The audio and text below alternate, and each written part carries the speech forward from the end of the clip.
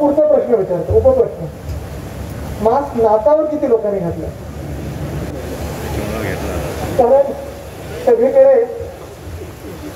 Unlock नंतर आपण साहजिक आहे घराबाहेर पडत आहोत, मार्केटमध्ये जात आहोत, कामाला जात आहोत, ट्युशनला जात आहोत, अशा काही समारंभामध्ये येत आहोत आणि सगळ्यांना वाटतं की आपण मास्क घातलाय, पण अर्ध्या लोकांचा मास्क आपल्या हनुवटीवर असतो आणि नाकावर मास्क घालणं गरजेचं, कारण हे काही माझ्यासाठी किंवा इतरांसाठी नाही सांगत, पण हे स्वतःसाठी घालणं गरजेचं. पण कुठेही अजून कोविड गेला आहे असं आपल्या मनात नको, अजून कोविड आपल्यामध्ये आहे आणि त्याची काळजी घेणं गरजेचं. पण हे जरी करत असलो तरी आज मंचावर उपस्थित असलेले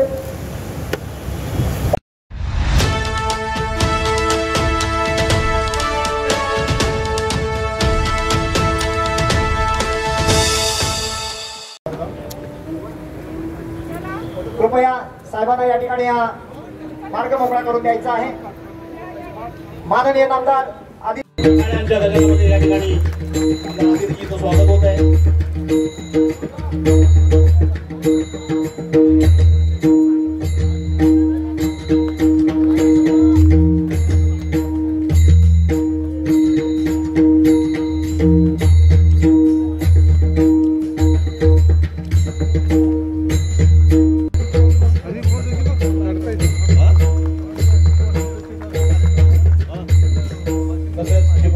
तालुक्याचे आमदार श्री शेखर निकम, विधानसभा मतदारसंघाचे आमदार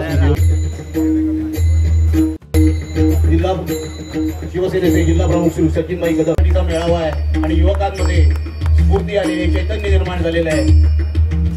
अनेक राज्यातील कंपन्या या नोकरी महोत्सवामध्ये स्वतःहून सहभागी झालेले आहेत. यापूर्वी देखील या मेळावा अर्न अँड लर्न हा मेळावा आयोजित केला होता गुहागर मतदारसंघामध्ये. काही वेळेला जिल्हा शिवसेनेच्या वतीने दोन्ही जिल्हा प्रमुख हे आदरणीय अतिथींचं स्वागत करत आहेत.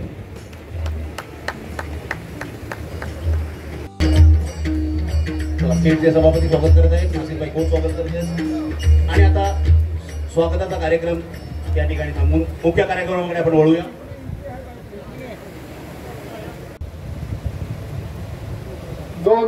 साली कोरोनाच्या प्रादुर्भावाची सुरुवात झाली आणि बघता बघता 2020 साली आपल्या देशासह संपूर्ण जगामध्ये त्या कोरोनाने थैमान घातला. अनपेक्षितपणे कोणालाही अशी प्रकारची अपेक्षा नव्हती आणि आपल्या देशामध्ये 25 मार्च 2020 रोजी लॉकडाऊन जाहीर झाला. सुरुवातीच्या काळामध्ये सर्वांना वाटलं की हा 21 दिवसाचा अवघा लॉकडाऊन असेल आणि कालांतराने हा लॉकडाऊन उठेल आणि पूर्वपद सर्व काही होईल आणि पूर्वीसारखे दिवस चालू होतील. परंतु परिस्थिती इतकी हाताबाहेर चालली होती की सातत्याने लॉकडाऊनचा कालावधी हा वाढवावा लागत होता. अनेक कंपन्या फायनान्शियल क्रायसिस मध्ये आल्या, अनेक तरुणांचे रोजगार गेले, अनेकांचं घर चालवणं त्यांना मुश्किल झालं, त्यांच्या रोजीरोटीचा पोटा पाण्याचा प्रश्न निर्माण झाला आणि असं सगळं असताना अनेक लोक बेकार झाले, बेरोजगार झाले. त्यानंतर सर्व काही पूर्व होत होतं असं वाटतंय त्यावेळेस आपल्या कोकणावरती एक आसमानी संकट आलं आणि निसर्ग चक्रीवादळासारखं मोठं वादळ हे आपल्या कोकणामध्ये झालं आणि किनारपट्टीवरची बहुतांश घरच उद्ध्वस्त झाली. म्हणजे एका बाजूला असं वाटत होतं की फक्त रोजगाराचाच प्रश्न आहे, परंतु कालांतराने घराचा देखील प्रश्न कुठेतरी निर्माण झाला आणि एका पाठोपाठ एक अशा प्रकारची संकटही येत गेली. लोकप्रतिनिधी म्हणून, त्या भागाचे आमदार म्हणून साहेबांकडे बहुतांश वेळी हे बायोडेटा येत असतात. बऱ्याचशा वेळेस हे बायोडेटा आम्ही घेतो आणि जिथे कुठे शक्य असेल तिथं आपण प्रामाणिकपणे नोकरी लावण्याचा त्या तरुणांना प्रयत्न करतो. परंतु या कोरोनाच्या काळामध्ये मगाशी म्हटल्याप्रमाणे मोठ्या प्रमाणात ज्यांचे रोजगार गेले त्यामुळे जो काय ओघ हा बायोडेटाच्या ऑफिसमध्ये वाढला, त्या बायोडेटाचा ओघ बघता आम्ही दोघं पण अस्वस्थ झालो होतो की अशाच प्रकारे जर का बेकारी वाढत राहिली तर येणाऱ्या काळामध्ये मोठं अवघड काम होऊन बसेल. आणि म्हणून आम्ही दोघं पण ठरवलं होतं की एक नोकरी महोत्सव जो साहेबांनी 2012 साली नोकरी महोत्सव घेतला आणि लर्न अँड अर्न अशा प्रकारची योजना ही आपल्या मतदारसंघामध्ये राबवली आणि त्यातून जवळजवळ 2200 विद्यार्थ्यांना ज्यांची शिकायची परिस्थिती नव्हती पण शिकायची इच्छा होती त्यांना जवळजवळ 2200 विद्यार्थ्यांना शिक्षण मोफत करून दिलं. त्याच वेळेस त्यांना अप्रेंटिस म्हणून त्यांना नोकरी दिली, त्यांना थोडासा स्टायपंड देखील मिळाला. म्हणजे ते काम करत असताना, ते शिकत असताना त्यांना कोणत्याही प्रकारचा बोजा त्यांच्या अंगावरती पडला नाही ना त्यांच्या कुटुंबावरती पडला. आणि म्हणून त्याच धर्तीवरती आम्ही दोघांनी ठरवलं की अशाच प्रकारचा एक मेळावा घ्यायचा आणि आम्ही चर्चा चालू केली. परंतु कंपन्या तेवढ्या अडचणीत आल्या होत्या, बहुतांच्या कंपन्याच बंद पडल्या होत्या, त्यामुळे लोकांना नोकरी देणं हे सहज शक्य नव्हतं. आणि म्हणून त्याच वेळेस आपण यशस्वी इन्स्टिट्यूट पुणे यांच्याशी चर्चा केली. आपण त्यांना सांगितलं की आपल्याला पुन्हा एकदा अशाच प्रकारचा रोजगार मेळावा आपल्या मतदारसंघामध्ये घ्यायचा आहे. त्यांनी देखील तयारी दाखवली. 25 तारखेला आपण ही लिंक ओपन केली. बघता बघता ह्या फक्त 14 दिवसाच्या कालावधीमध्ये जवळजवळ 11,000 फॉर्म्स हे ऑनलाईन पद्धतीने आपल्याकडे आले. हे ऑनलाईन पद्धतीने आले. हे 11,000 फॉर्म्स येणं आपण सर्वांनी टाळा वाजवला. एक आयोजक म्हणून ही निश्चितपणाने आनंदाची बाब आहे की आपल्या कार्यक्रमाला अशा प्रकारचा चांगला प्रतिसाद मिळणं ही निश्चितपणाने आनंदाची बाब आहे. परंतु एक लोकप्रतिनिधी म्हणून, एक तरुण म्हणून आणि एक जबाबदार व्यक्ती म्हणून हे भूषावह नाही. ही जी बेकारी आहे ही चिंतेची बाब आहे.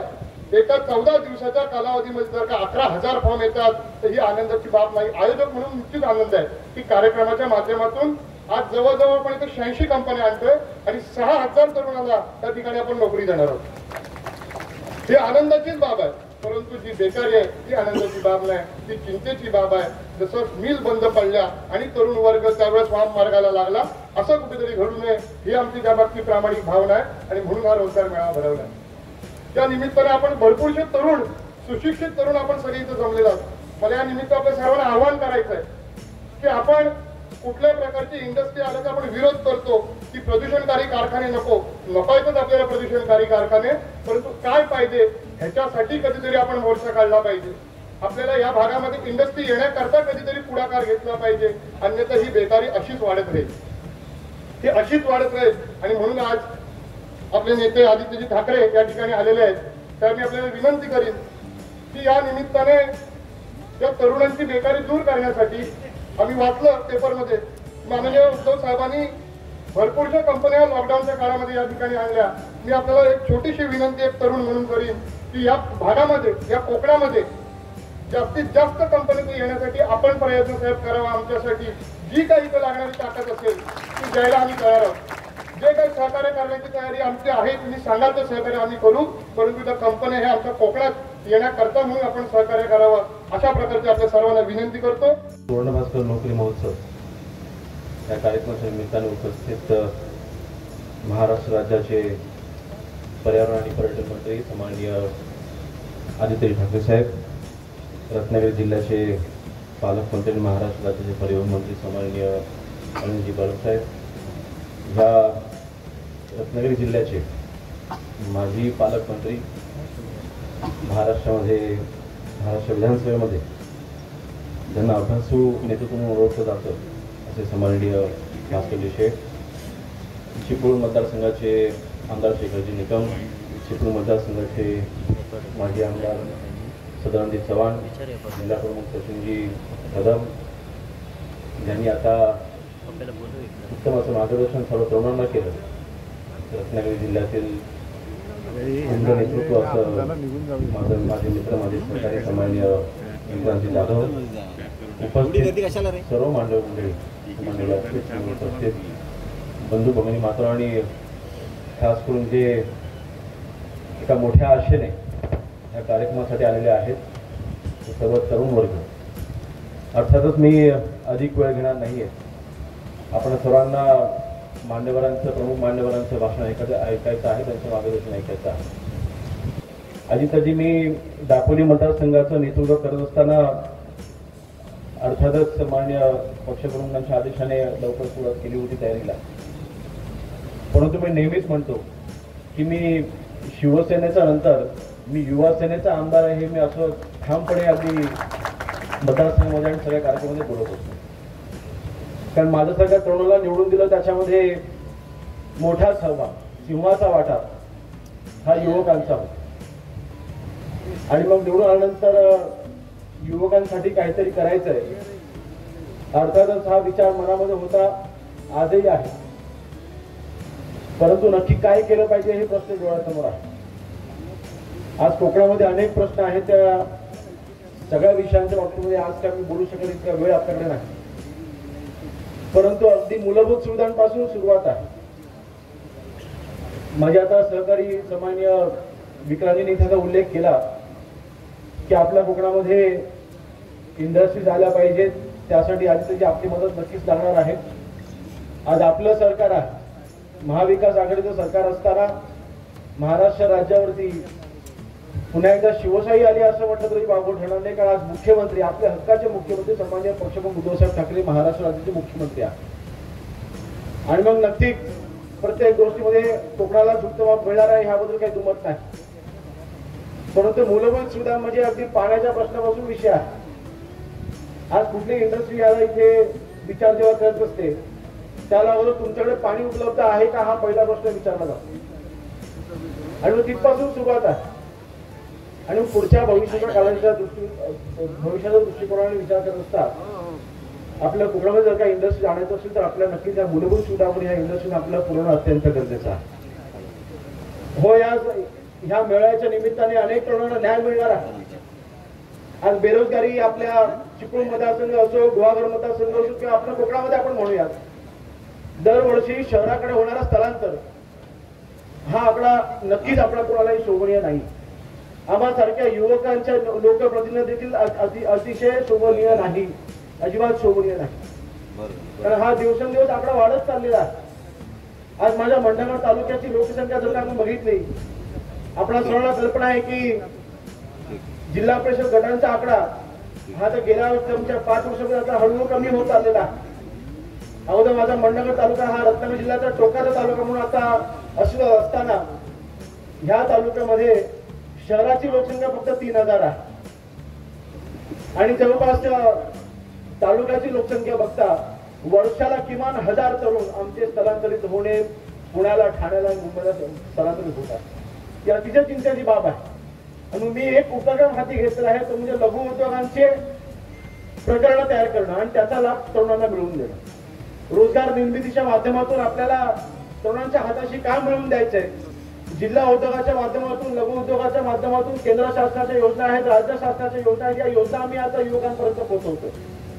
म्हणजे अगदी गांडूळ खतापासून, म्हणजे गांडुळापासून खत तयार करण्यापासून ते बेकरी तयार करण्यापासून ते कुक्कुटपालन पासून ते शेळीपालन पासून ते गाई विकत घेण्यापर्यंत हे सगळे प्रकल्प आपण माझ्या मतदारसंघामध्ये आता आपण ते प्रकरण तयार करण्यास सुरुवात केलेली आहे.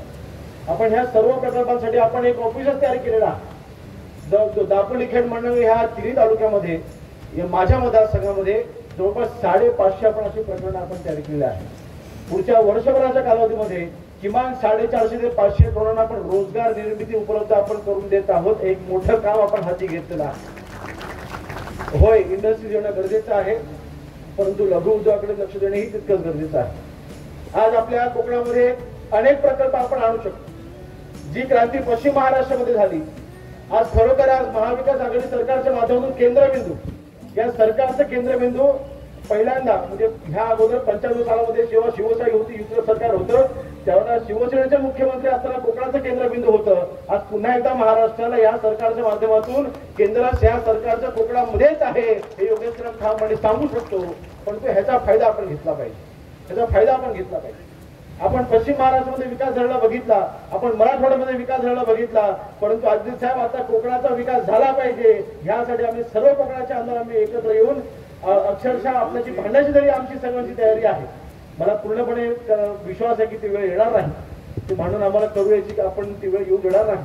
कारण आज देखील विकास केंद्रबिंदू नक्कीच कोकणावरती आहे. नक्कीच त्याचा फायदा या सरकारच्या माध्यमातून मोठे उद्योग आपल्या लवकरच या कोकणामध्ये आपल्याला उभे राहताना दिसतील. परंतु मूलभूत सुविधांपासून सुरुवात आहे. मागे मी DPTC मध्ये सामान्य पालकमंत्री महोदय इथे उपस्थित आहेत. मी विषय मांडला होता तो म्हणजे कोयनेचं 67 TM वाहून जाणारं 67 TMची पाणी, या पाण्याचा उपयोग आमच्या कोकणाला अगोदर झाला पाहिजे. या अगोदरच्या काही सरकारने तो निर्णय घेतला होता की हे 67 TMची पाणी उर्वरित महाराष्ट्रात घेऊन जायचं. भास्कर शेठ, आपण त्यासाठी रामनामी आपण सर्व मंडळी कित्येक वर्षापासून ह्या सगळ्या विषयासाठी मांडताय, परंतु हे पाणी इथे कोकणामध्ये मिळून घेऊन ह्या कोकणामध्ये कसं याचा त्याची क्रांती होईल, की ह्या कालव्यांच्या माध्यमातून कशामध्ये हे पाणी आपल्या कोकणासाठी वापरता येईल, हे सगळे प्रयत्न झाले पाहिजे. त्यासाठी नक्कीच आपण ते आम्हाला त्याची हे सगळ्या सुविधा उपलब्ध करून द्याल. आपल्याकडे जी महत्वाची खाती आहेत, पर्यटनासारखं एक चांगलं महत्वाचं खातं आपण घेतलेलं आहे. अजूनपर्यंत हे खातं ह्या खात्याकडे दुर्लक्ष झालेलं होतं, परंतु आपण हे खातं निवडलं आणि सन्माननीय उद्धव साहेबांनी आपल्याला जबाबदारी दिलेली आहे. संपूर्ण कोकणामध्ये जर का पर्यटन विकास कुठे होऊ शकत असेल तर गुहागर आणि दापोली तालुका हे 2 तालुके संपूर्ण कोकणाचे पर्यटनाच्या दृष्टीने केंद्रबिंदू होऊ शकतात. आणि त्यासाठी आपण आपण सर्वांकडनं नक्कीच अपेक्षा आहे. पालकमंत्री म्हणून आणि परत सर्वांकडनं अपेक्षा आहे आणि पर्यटन मंत्री म्हणून आपल्याला अपेक्षा आहेत. नक्कीच त्या निमित्ताने देखील रोजगार निर्मिती आपल्याला या कोकणामध्ये बघायला मिळेल. आजच्या या सुवर्ण भास्कर नोकरी महोत्सवा निमित्ताने अनेक प्रमाणात न्याय मिळणार आहे. मी नक्कीच अभिनंदन करेन विक्रांत जाधव यांचं आणि नक्कीच हा पुढाकार घेतला गेला आहे भास्कर शेठ यांच्या माध्यमातून. मी सर्व तरुणांच्या वतीने एक युवकांचा आमदार म्हणून, युवक नेतृत्व म्हणून मी सगळ्या युवकांच्या वतीने आपल्या दोघांचे मनापासून आभार मानतो. आणि दोघांनाच नव्हती माहोल पण वेगळा आहे, पण खूप आनंद झाला कारण मी मनापासून आदित्य जे असतील याच्यावर मनापासून प्रेम करतो. ते एवढ्यासाठी की मी 1.5 वर्ष विधानसभेत काम करतो आणि त्यावेळी वेगवेगळ्या विषयाचं वेगवेगळ्या लोकांशी वेगवेगळ्या अगदी म्हणजे आता अद्यावत म्हणू किंवा वेगळ्या पद्धतीच्या सुद्धा टेक्निकची ज्यांनी माहिती करून घेतली आणि राज्याचं नेतृत्व अत्यंत चांगल्या पद्धतीने करतायत, त्यांच्याकडून आम्हा कोकणवासियांच्या निश्चितपणे काही वेगळ्या अपेक्षा आहेत. कारण कोकण हा असा प्रदेश आहे, विशेषतः रत्नागिरी जिल्हा असा आहे की एका बाजूला सह्याद्री सारखा पर्वत आहे आणि एका बाजूला मस्त असा समुद्र किनारा लाभलेला प्रदेश आहे. हे दोन्ही प्रदेश असलेला मला वाटतं कोकण हाच असा प्रदेश आपल्या महाराष्ट्रात नव्हे तर देशात असलेला. कोकणामध्ये अनेक वैविध्य आहे, अनेक उद्योगधंदे आणले पाहिजेत. ही जी विक्रांत जाधव साहेबांची मागणी आहे ती अत्यंत रास्त आहे. कारण शेवटी व्यवसाय तर आपल्याला करावेच लागतात.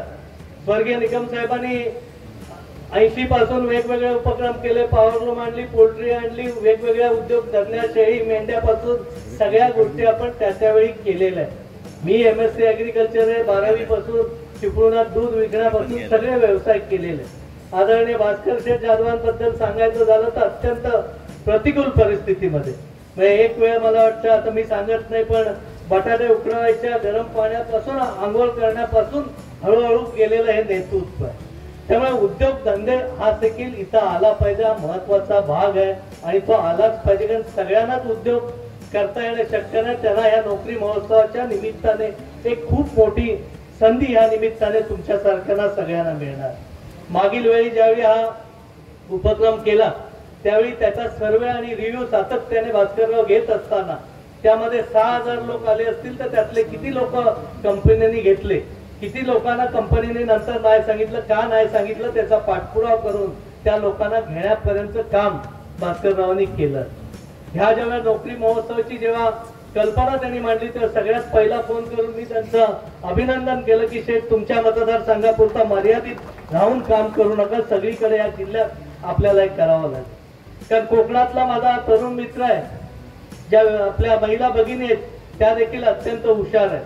त्यांना तिथपर्यंत पोहोचणं, त्यांना त्यांचं मार्गदर्शन करणं, त्यांच्यामध्ये इंटरव्ह्यू पासूनच्या सगळ्या स्किल्स डेव्हलप करणं ही खऱ्या अर्थाने गरज आहे आणि ते गरजेचं काम आजच्या दिवशी निश्चितपणे विक्रांत जाधवांच्या पुढाकाराने खूप चांगल्या पद्धतीने नियोजन पद्धतीने आपण सर्वांनी इथे केलं. मी आपला जास्तीचा वेळ निश्चितपणे घेत नाही कारण ज्यांचं आपल्याला मनोगत ऐकायचं त्या आदिजींना एवढीच विनंती करेन की आमच्या जिल्ह्याला पर्यटनाबरोबर छोटे उद्योग, ऍग्रिकल्चर, ऍग्रो बेस्ड इंडस्ट्री आणण्यासाठीचे आपण सगळ्यांनी मिळून प्रयत्न करूया. आजही काजूपासून वेगवेगळे उद्योग निर्मितीचे कारखाने बाहेरच्या जिल्ह्यातून येऊन आमच्याकडे भाग भांडवल मिळवत आहेत. म्हणजे या 5 वर्षात बंद आहे, पण हे जर उद्योग आहेत त्यांना आमच्या कोकणातल्या लोकांना जर संधी दिली तर हेही उद्योग आमच्याकडे उभं राहतील. आणि सर्व आलेल्या निमित्ताने इंटरव्ह्यूला किंवा ह्या पद्धतीने आलेल्या मुलांना एकच सांगेल की नुसतं शिक्षण झालं म्हणजे सगळं काही झालं असं समजून घेऊ नका. तर आपल्या अंगात नम्रता असली पाहिजे, समोरचा गेल्यानंतर काम करायची तयारी असली पाहिजे आणि सर्वात महत्वाचं म्हणजे कष्टाला सन्मान देण्याची ताकद आपल्यामध्ये असेल आणि गुणवत्ता आपल्यामध्ये असेल तर कुठेही कसाही टाकला ते आपण ताठ मानाने उभं राहू शकतो. एवढंच आजच्या दिवशी सांगतो. आता हा सुवर्ण भास्कर नोकरी महोत्सव हा आदरणीय साहेबांच्या जयंतीच्या निमित्तानं आम्ही कार्यक्रम या ठिकाणी घेतलेला आहे. या कार्यक्रमाची संकल्पना हा कार्यक्रम घेण्यापाठीमागचा हेतू, त्याच्या पाठीमागची तळमळ, कारण हे विक्रांनी आणि माझ्या पूर्वीच्या सगळ्याच वक्त्यांनी आपल्या मुद्द्यातून या ठिकाणी विशद केलेला आहे. खरं तर अशा पद्धतीचा एक नोकरी महोत्सव मी या जिल्ह्याचा पालकमंत्री असताना या मतदारसंघाचा आमदार या नात्यानं शेखर सर तळीला नाही, याच ठिकाणी आपण घेतला होता, इथं घेतला होता. ठिकाण फक्त एवढंच पण बातमी म्हटलं ते बरोबर आहे. याच ठिकाणी आपण घेतला होता आणि त्यावेळेला जवळजवळ 2200 मुलांना आपण तिथल्या तिथे हातामध्ये नियुक्तीपत्र दिली होती. त्यावेळेला काय होता हेतू, ती स्कीम काय होती, लर्न अँड अर्न. 10वी 12वी नंतर कोकणामध्ये मुलांनी शिकायला कुठे जावं, शिकावं तर काय शिकावं, शिकावं तर त्याचा खर्च कसा भागवावा, या विवंचनेमध्ये पालक असतात. त्या सगळ्यावर आम्ही मिळून तोडगा काढला आणि 10वी 12वी नंतर सगळ्या विद्यार्थ्यांना आपण ज्यांना 2200 विद्यार्थ्यांना शिकायचं होतं त्यांना आपण पुण्यामध्ये पाठवलं. 2 वर्ष त्यांना शिक्षणाकरता आपण त्यांची शिक्षणाची व्यवस्था केली, तिथल्या राहण्या खाण्याची, जेवणा खाण्याची व्यवस्था केली. शिक्षणाचा खर्च 1 रुपया देखील आई वडिलांच्यावर भार आपण टाकला नाही. किंवा शिकता शिकता आपल्या मुलांनी आपल्या आई वडिलांना 4-2 हजार रुपये दर महिना कसे द्यावेत याकरता म्हणून त्यांना आपण स्टायपेंड देखील तिथं सुरू ठेवला.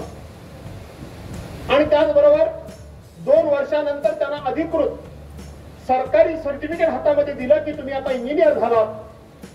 आणि मग ज्या ठिकाणी त्यांनी शिक्षण घेतलं त्याच कंपनीमध्ये जर त्यांना राहायचं असेल तर तिथल्या तिथे 35-40 हजार रुपये दर महिना पगार देणारी नोकरी आपण दिली. नाहीतर महाराष्ट्राच्या कुठल्याही कानाकोपऱ्यामध्ये जा, आता हे सर्टिफिकेट तुमचा नोकरीचा प्रश्न सोडवेल, अशा प्रकारची ती योजना होती. आपण 2200 मुलांना पाठवलं, 50 मुलं गेली नाही.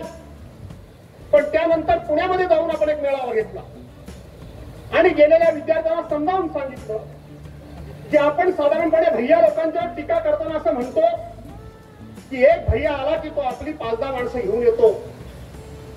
चुकीचा विषय, बाकीचं चुकीचं काय असेल ते सोडा, पण त्यांच्या एका गोष्टीचं अनुकरण करा. आज गावातून तुम्ही 4-2 मुलं आलेली आहात. माझं तुम्हाला आव्हान आहे की प्रत्येक विद्यार्थ्यांना, प्रत्येक मुलांना आपल्या गावातली 4-2 मुलं ही आता घेऊन जावीत आणि त्यांना सुद्धा तिथे शिकण्याची आणि इंजिनियर करण्याची आणि त्यांना नोकरी देण्याची व्यवस्था मी करतो. मुलं तुम्ही शोधून आणा. आणि मुलांनी त्या गोष्टीला प्रतिसाद दिला. आणि आज माझ्या मतदारसंघामध्ये अशी कितीतरी कुटुंब आहेत की ज्यांच्या मी घरामध्ये गेल्यानंतर त्याच्या आई वडील प्रेमानं पुढे येतात आणि सांगतात की भास्कर जाधव केवळ आमचा लोकप्रतिनिधी नाही तर तो आमच्या मुलाच्या रूपानं तो आमचा चाकरमानी आहे. हे गोष्ट त्यांच्या तोंडून ऐकायला मिळाल्यानंतर ते खूप समाधान वाटतं. आज सुद्धा जवळजवळ 86 कंपन्या वेगवेगळ्या प्रकारचे या ठिकाणी इंटरव्ह्यू घेण्याकरता आलेल्या आहेत. त्यावेळेला फक्त आणि फक्त इंजिनियर करण्याचंच फक्त उद्दिष्ट होतं. पण आता प्रत्येक क्षेत्रामध्ये कोणी ग्रॅज्युएट झाला असेल, कोणी IT झाला असेल, कोणाला इंजिनियर व्हायचं असेल, या सगळ्या क्षेत्रातल्या त्यांना मार्ग दाखवणाऱ्या आणि त्यांचं भवितव्य घडवणाऱ्या कंपन्या आज आदरणीय उद्धव साहेबांच्या नेतृत्वाखाली आपण या ठिकाणी येत्या केलेल्या आहेत. आदित्य साहेब, त्या कंपन्या आता आपल्या समोर इथं इंटरव्ह्यू घेत आहेत. मागच्या बिल्डिंग मध्ये जवळजवळ 100 माणसं इंटरव्ह्यू घेत आहेत. तिथे बरीचशी माणसं तिथे गुंतलेली आहेत.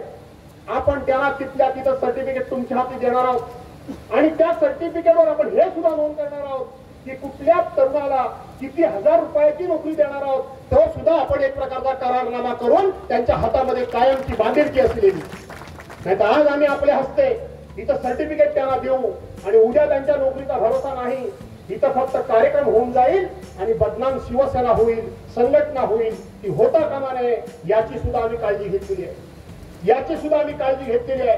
बांधवांनो, भगिनीनो, आपल्याला आपल्या भागामधून खूप मोठा रोजगार उभा करण्याची संधी आहे आणि माझी खात्री आहे आदित्य साहेब या संदर्भामध्ये नक्कीच लवकर पुढाकार घेतील आणि तो घ्यावा. आदित्य साहेब इथं पलीकडे 1-2 किलोमीटरवर मी त्या काळामध्ये एक टेक्सटाईल पार्क मंजूर करून घेतले. कोकणामध्ये आम्हाला या ठिकाणी केमिकल कारखाने नको, पर्यावरण प्रदूषणाचा ह्रास करणारे आम्हाला कारखाने नको, पण आमच्या हाताला काम देणारे कारखाने पाहिजेत. इतर पलीकडे टेक्सटाईल पार्क मी मंजूर करून घेतले. उद्योग खात्याच्या लेखी आदेशामध्ये स्पष्टपणे असं म्हटलेलं आहे की कोणाचंही एकही फळझाड लागतं जाणार नाही, कोणाचंही एकही घर उठणार नाही, एकही केमिकल कारखाना येणार नाही. ज्यांना कोणाला आपल्या स्वतःहून जमिनी द्यायच्या आहेत त्यांनी जमिनी द्याव्या, ज्यांच्या जमिनी द्यायच्या नाही त्याची 1 इंच सुद्धा जमीन घेतली जाणार नाही. अशा प्रकारच्या अनेक अटी घालून आपण त्या ठिकाणी परवानगी दिलेली आहे. दुर्दैवानं त्या गोष्टीला त्या काळामध्ये विरोध झाला, हरकत नाही, विरोध झाला, परंतु मी माझी जिद्द सोडली नाही. मी तत्कालीन उद्योग मंत्री महोदयांना सुभाषराव देसाईंना विनंती केली की साहेब आपल्या समोर जर काही वेगवेगळ्या प्रकारची मांडणी होत असेल तर काही निर्णय घेणं आपल्याला भाग आहे, पण माझी विनंती आहे की आपण हा प्रोजेक्ट रद्द करू नका, हा प्रोजेक्ट तसाच्या तसा पेंडिंग ठेवा. आणि त्यांनी माझी भूमिका मान्य केलेली आहे आणि आज तो प्रोजेक्ट रद्द झालेला नाही. माझी आपल्याला विनंती आहे की आपण त्याची एक मीटिंग लावावी आणि आपण निर्णय घ्यावा. अवघ्या 47 दिवसाचा कामगार मंत्री म्हणून मला काम करण्याची संधी, कॅबिनेट मंत्री म्हणून काम करण्याची संधी मिळाली. 47 दिवसामध्ये मी कोकणामध्ये मच्छीमारांकरता जसा माथाडी कामगार बोर्ड आहे त्या माथाडी कामगार बोर्डाच्या धर्तीवर मच्छीमारांना पगार हा सरकारच्या मार्फत व्हावा अशा प्रकारचा एक बोर्ड आपण स्थापन केला आहे. काही नेत्यांनी स्वर्गीय गोपीनाथराव मुंडेंच्या नावाने ऊसतोड कामगार बोर्ड आम्ही स्थापन करू हे 10 वर्षापूर्वी जाहीर केलंय, पण त्याला मात्र अद्यापपर्यंत बोर्ड स्थापन करता आलं नाही. आपण 47 दिवसामध्ये मच्छीमारांकरता बोर्ड स्थापन केलंय, त्याचाही उपयोग हा आणि त्याची मीटिंग आपण घेतली तर या भागामध्ये निश्चितपणे रोजगार निर्मितीला मदत होईल. इथे पर्यटनाला खूप मोठा वाव आहे, पर्यटनातून इथं मोठ्या प्रमाणामध्ये लोकांना रोजगार मिळेल. आपण तर नवीन नवीन कल्पना मांडता. मध्यंतरी आपल्या वतीनं आपल्या एका मंत्र्यांनी आमच्या जिल्ह्यातल्या आपण सॅकबीच ही कल्पना मांडलेली आहात, त्याची सुद्धा उल्लेख तिथे केलेला आहे. आपला प्रयत्न त्या ठिकाणी आहे. आपण आम्हा सर्वांना एकदा बोलवा, आम्ही आपल्याकडे येतो आणि आपण पुढाकार घेऊन रत्नागिरी जिल्ह्यातल्या सगळ्या आमदारांना बोलावून आपण एकदा या संदर्भामध्ये प्रयत्न करावा किंवा तशी बैठक लावावी. आपण निश्चितपणे निर्णय कराल आणि राज्याच्या मुख्यमंत्र्यांना तर कोकणाबद्दल निश्चितपणे नितांत आदरच आहे. आपण प्रस्ताव जर पाठवले तर राज्याचे मुख्यमंत्री 100% ते मंजूर केल्याशिवाय राहणार नाहीत, हा विश्वास माझ्या मनामध्ये आहे. प्रमुखांनी दिलेली ही शिकवण आहे आणि शिवसेना प्रमुखांनी नेहमी हेच सांगितलं की जनतेची गरज ओळखा आणि जनतेची गरज ओळखून आपण काम करा. ही शिवसेना प्रमुखांची त्यावेळेपासूनची शिकवण होती. भास्कर शेठ जाधव, आपण जर गेले कित्येक वर्ष शिवसेनेचं काम करताय, मी आपल्याला फार जवळनं बघतोय आणि त्याच्यामुळे हे उपक्रम राबवणं, लोकांपर्यंत पोचणं हे आपल्याला एकदम आपला हातखंड आहे त्याच्यामध्ये. पण मी आज खास कौतुक करायला आलोय विक्रांचं की युवकांचा कार्यक्रम आयोजित करून युवकांमध्ये शिवसेना पोहोचवण्याचं जे आज काम त्यांनी सुरू केलेलं आहे याचं खास कौतुक करण्यासाठी या जिल्ह्याचा पालकमंत्री म्हणून मी इथे आलोय.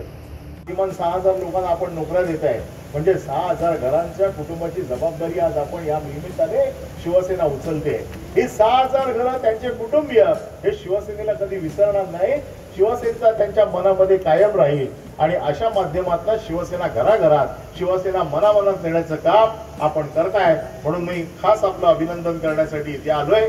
पालकमंत्री म्हणून माझे जे काही कर्तव्य किंवा माझ्याकडनं जे काही करायचं ते मी अवश्य करीन, परंतु आपण जी शिवसेना घराघरामध्ये पोहोचवण्याचा प्रयत्न करताय त्यामध्ये आपल्या बरोबर एक पाऊल आपल्या बरोबर पुढेच राहील एवढा विश्वास देऊन मी माझे 2 शब्द संपवतो. मुंबईत येत असतात, आम्ही वेगवेगळ्या चर्चा करत असतो, काय करायचं पुढे, जिल्ह्यासाठी काय करायचं, मतदारसंघासाठी काय करायचं. आणि हे सगळं होत असताना मला वाटतं की हिंदुत्व सम्राट शिवसेना प्रमुख बाळासाहेब ठाकरे म्हणजे माझे आजोबा, त्यांच्या जयंती निमित्ताने कुठचा जर महत्वाचा कार्यक्रम घ्यायचा असेल, सगळ्यात महत्वाचा कार्यक्रम घ्यायचा असेल तर तो म्हणजे रोजगाराचा कार्यक्रम आहे.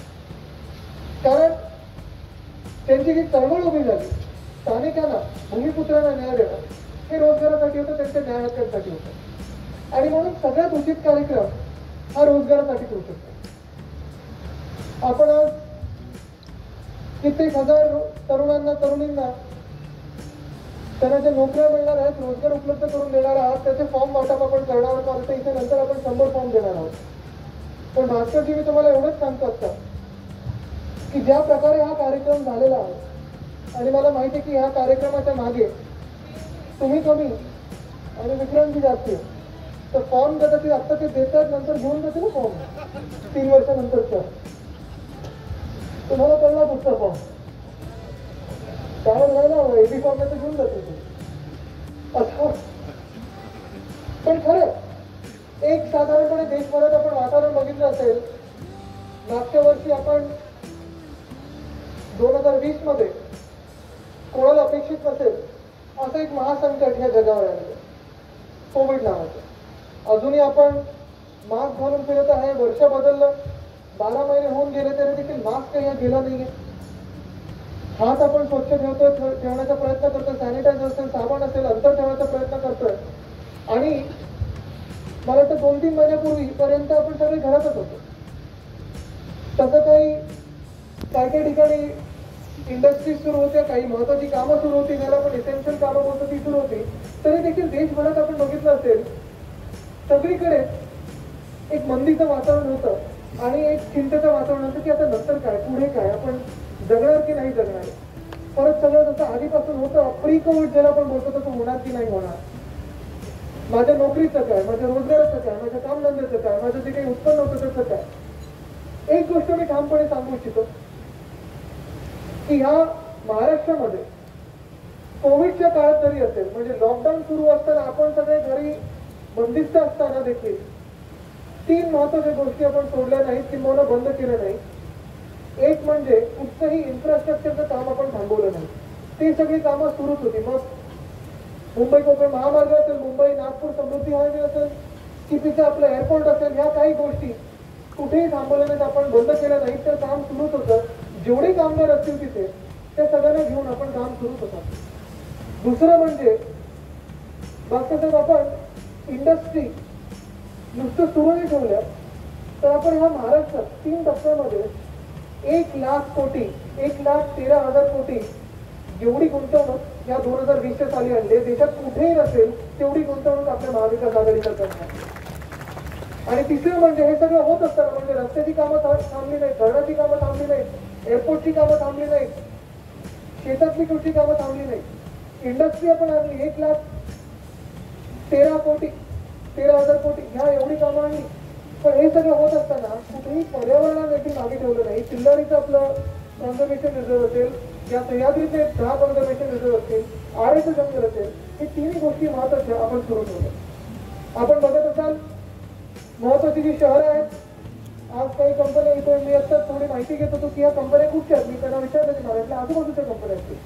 पण कौतुकास्पद हे आहे की नुसतं कोकण नाही, नुसतं रायगड नाही, तर मुंबई, पुणे, ठाणे, नाशिक, नागपूर सगळीकडच्या शहरांमधल्या कंपन्या आमदार साहेबांनी तुमच्यासाठी खास या मतदारसंघात या मागच्या इमारतीत आणल्या. मला वाटतं त्यांच्यासाठी एकदा कौतुकाचा आपण टाळ्या वाजवतो.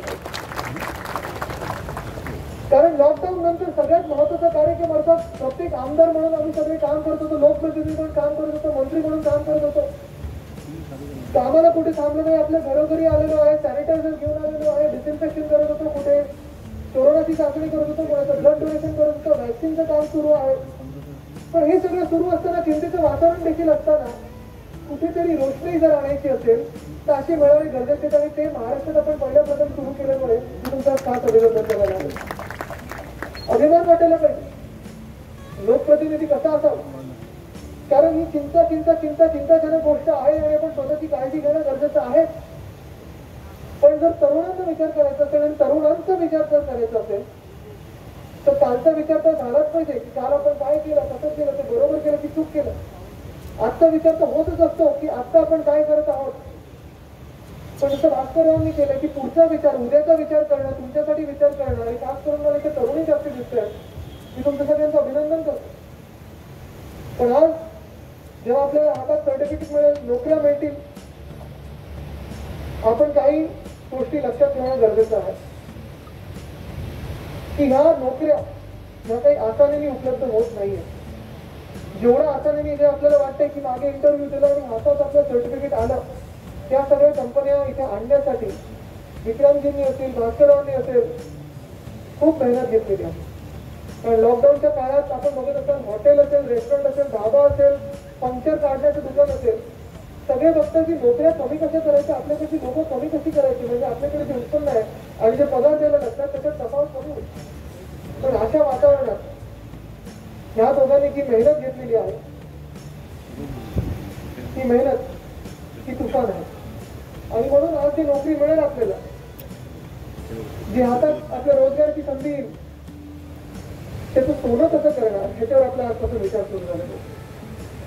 कारण ही अशी संकटे येत असतात. 100 वर्षापूर्वी स्पॅनिश फ्लू येऊन गेला, मग ते रिसेशन येऊन गेलं, कधी युद्ध होतं, कधी काय होतं, कधी पूर येऊन जातो. पण त्याच्यातून उभारायचं कसं कोणा स्वतःला, आपल्या परिवाराला, आपल्या समाजाला, आपल्या देशाला, आपल्या राज्याला, आपल्या गावाला, आपल्या गल्लीला, ह्याच्यावर विचार करणं गरजेचं असतं. आता जे त्यांनी उदाहरण दिलं, जे इतर राज्यातले लोक असतील किंवा आपण देखील इतर राज्यांमध्ये जातो तेव्हा काम करतो. कधी कधी आपण आपल्या स्वतःच्या घरात किंवा आपल्या गल्लीमध्ये कमी काम करतो, थोडा आळस असतो. दुसऱ्या राज्यात जातो, परराज्यात जातो, तेव्हा ती आपल्याला मेहनतीची सतत लागते. ती ज्या आपल्या राज्यात स्वतःला लागली तर आपलं राज्य हे कुठच्या कुठे निघून जाऊ शकतं. ते खूप चांगलं असतं की अरे किती रिस्पॉन्स आला, खूप चांगला रिस्पॉन्स आला, गठ्ठेच्या गठ्ठे भरले. पण ही देखील एक दुर्दैवाची बाब आहे की 11,000 फॉर्म. आणि मी बघत असतो, म्हणजे मध्यंतरी मी वरळीमध्ये पोलीस भरतीसाठी कार्यक्रम केला. हॉल तुडुंब भरलेला, त्याच्या बाहेरही लोक उभे होते. आपल्याला माहिती किती भरती येणार, काय येणार, कधी 300 असतात, कधी 400 असतात, कधी 12,000 असतात. पण तेवढी लाखो मुलं ही रांगेत उभे असतात आणि काही करायला तयार असतात. हे चित्र आपल्याला तर बदलायचं. आणि म्हणून जसं मी सांगितलं की स्वतःच एक आवड, स्वतः ह्या आज जे काही रोजगार मिळाला त्याच्यात नुसतं त्या पोस्टला नाही तर पुढच्या 3 वर्षात तुम्ही ह्याच्यावरती कसं जाणार, प्रमोशन कसं मिळवून घेणार, हक्काचं प्रमोशन कसं मिळवून घेणार, ह्याच्यावर विचार सुरू करायचा. लक्ष देऊन पर्यटन कसं वाढेल. कारण मला खात्री आहे की नुसतं आपल्या देशात नाही, जर आपल्याला कुठल्याही राज्यावर कम्पेअर करत असेल तर देशात नाही पण आजूबाजूचे देश आहेत त्यापेक्षा 10 पट चांगला आपला किनारपट्टा आहे. तिथे आपण पर्यटक जगभरातले कसे आणू शकू ह्याच्यावर दिवस रात्र माझा विचार चालू असतो. विचारच नाही, त्याच्यावर आपण काम सुरू केलेलं आहे. कनेक्टिव्हिटी वाढत आहे. काही गोष्टी मी परत साहेबांबरोबर चर्चा करत असतो. ज्या रत्नागिरी जिल्ह्यात असेल, सिंधुदुर्ग जिल्ह्यात असेल, रायगड जिल्ह्यात असेल, पर्यटकांच्या मार्फत आपण रोजगार कसा निर्माण करू शकू, वाढवू कसं शकू, चांगले हॉटेल्स कसे आणू शकू याच्यावर विश्वास तर आहे. पण 2-4 गोष्टी आपण आता या पुढच्या काही महिन्यांमध्ये सुरू करणारे बीच शॅक आहे, ॲग्री टुरिझम आहे, आंबा महोत्सव असेल, मॉन्सून टुरिझम असेल, या सगळ्या गोष्टींना आपण नक्कीच आपली साथ झाली मला खात्री आहे. उद्योगाची गोष्ट असेल, टेक्सटाईल पार्कची असेल, या पुढच्या आठवड्यात आपण बैठक लावू आणि तो पुढच्या मार्ग मी तुम्हाला खात्री देतो. पुन्हा एकदा सगळ्यांचं अभिनंदन करतो, सगळ्यांना शुभेच्छा देतो आणि तुमचाच आपली रजा देतो. जय हिंद, जय Maharashtra, Vande Mataram. Deepak past, Deepak past, Siddhesh Anil सिगवण,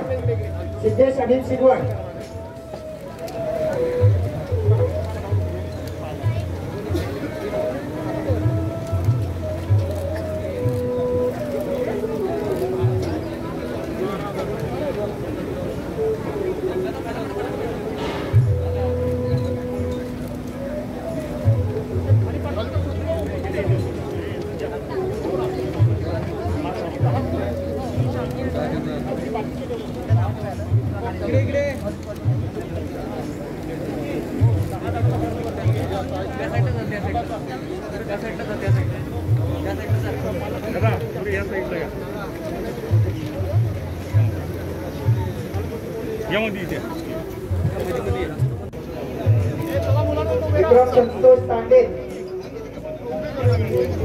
Dipesh Deepak past,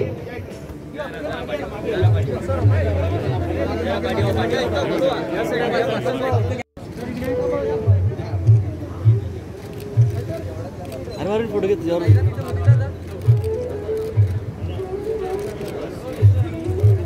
सगळ्या युवा सैनिकांना विनंती आहे, सगळ्या युवा नवनवीन बातम्यांसाठी दिव्य रत्नागिरी चॅनलला सबस्क्राईब करा आणि बेल आयकॉन प्रेस करा.